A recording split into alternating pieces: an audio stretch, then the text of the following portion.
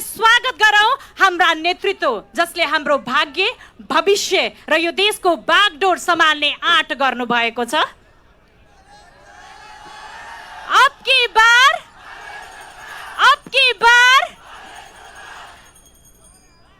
म श्री बालेन्द्रज्यूलाई विनम्र अनुरोध गर्दछु सम्बोधन गर्नका निमित्त।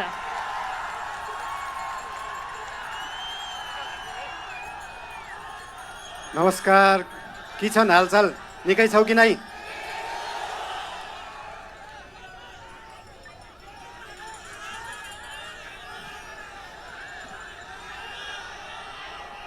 बेली छकालै एउटा सुइना देखेको थिएँ।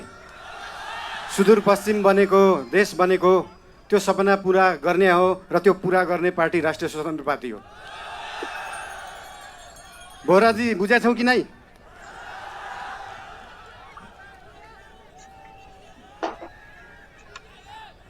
खल्तीमा पैसा नभएको विपन्न गरिबले शिक्षा पाउनु पर्यो, त्यो हो हाम्रो एजेन्डा। खल्तीमा पैसा नभएको विपन्न गरिबले स्वास्थ्य उपचार पाउनु पर्यो, त्यो हो हाम्रो एजेन्डा। 2 वर्षमा बन्ने बाटो 20 वर्षमा पनि बन्दैन, 1.5 वर्षमा बन्नु पर्यो, त्यो हो हाम्रो एजेन्डा। रुखमा बाँधेर हुन्छ कि बाटोमा सुताएर हुन्छ कि खोरमा जाकेर हुन्छ, बाटो बन्नु पर्यो।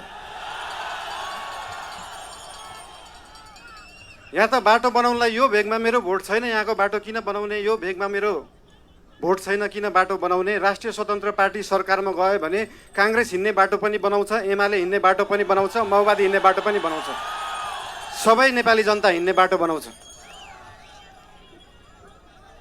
मान्छेले देशलाई स्विजरल्यान्ड बनाउनुपर्छ भन्छन्। स्विजरल्यान्डको बाउ बढी मालिका यहीँ छ, किन बनाउनु पर्यो स्विजरल्यान्ड?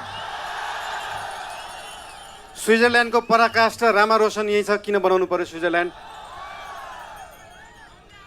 खप्तड नेसनल पार्क यहीँ छ, किन बनाउनु पर्यो स्विजरल्यान्ड? हामी नेपालीहरू माल भएको चाल नपाएको मान्छेहरू पर्यौँ।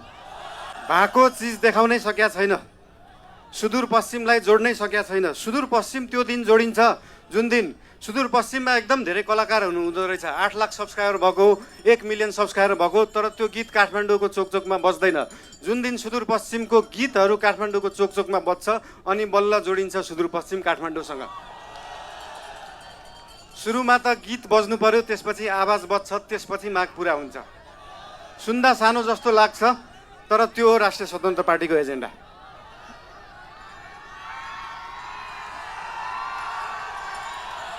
सुदूरपश्चिमलाई सुनजिक पश्चिम बनाउनु पर्यो, राष्ट्रिय स्वतन्त्र पार्टीको त्यो हो एजेन्डा। तपाईँहरूलाई आज यहाँ आएर भेट्न पाइयो, धेरै खुसी लागेको छ। म धेरै बोल्ने मान्छे होइन। राष्ट्रिय स्वतन्त्र पार्टी तपाईँहरूसँग यहाँ भोट माग्न आएको होइन, काम माग्न आएको हो। काम दिनुहोस् है। तपाईँहरूले भोट दिनु भएन भने पनि राष्ट्रिय स्वतन्त्र पार्टीले सुदूरपश्चिम बनाउँछ। काम माग्न आएको हो। के छ तपाईँहरूको काम? हाम्रो उम्मेदवारहरूलाई, हाम्रा पार्टीका मान्छेहरूलाई हाम्रो काम यो हो भनेर लिस्ट दिनु। भोट नदिए पनि हुन्छ, बरु कामको लिस्ट दिनु, काम गरेर देखाउँछ राष्ट्रिय स्वतन्त्र पार्टीले।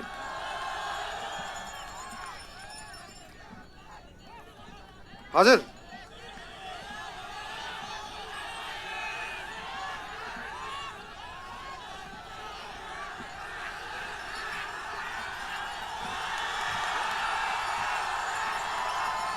आँखा हेर्न पर्दैन, काम हेर्नु होला। म धेरै बोल्दिनँ। धेरै धेरै धन्यवाद। सुदूर अब दूर नाइ, झिक्कै झिक्कै माया तमलाई। I love you.